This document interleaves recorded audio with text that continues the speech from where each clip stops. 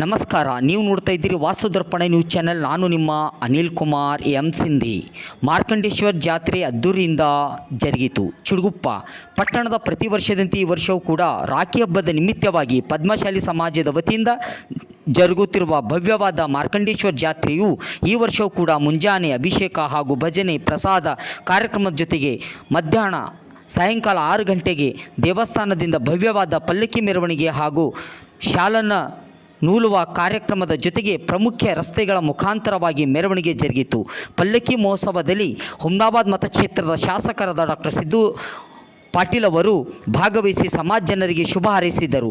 ಶಿವನ ಅನುಗ್ರಹ. ಮಾರ್ಕಂಡೇಶ್ವರನು ಬಾಲ್ಯದಿಂದಲೇ ಮಹಾದೇವನ ಭಕ್ತನಾಗಿ ಮಹಾಮೃತ್ಯುಂಜಯ ಮಂತ್ರ ಜಪಿಸಿದ 16ನೇ ಶತಮಾನದಲ್ಲಿ ಯಮಧರ್ಮನು ಅವನ ಜೀವಹರಣಕ್ಕೆ ಬಂದಾಗ ಮಾರ್ಕಂಡೇಶ್ವರನು ಶಿವಲಿಂಗವನ್ನು ಅಪ್ಪಿಕೊಂಡು ಪ್ರಾರ್ಥಿಸಿದ ಶಿವನು ಅವರನ್ನು ರಕ್ಷಿಸಿ ಚಿರಂಜೀವಿ ವರವನ್ನು ನೀಡಿದರು. ಭಕ್ತರಿಗೆ ಸತ್ಯ, ನಿಷ್ಠೆಗೆ ಮತ್ತು ಧರ್ಮಾಚರಣೆಗೆ ಜೀವನವಿಡೀ ಶ್ರಮಿಸಿದ್ದರು.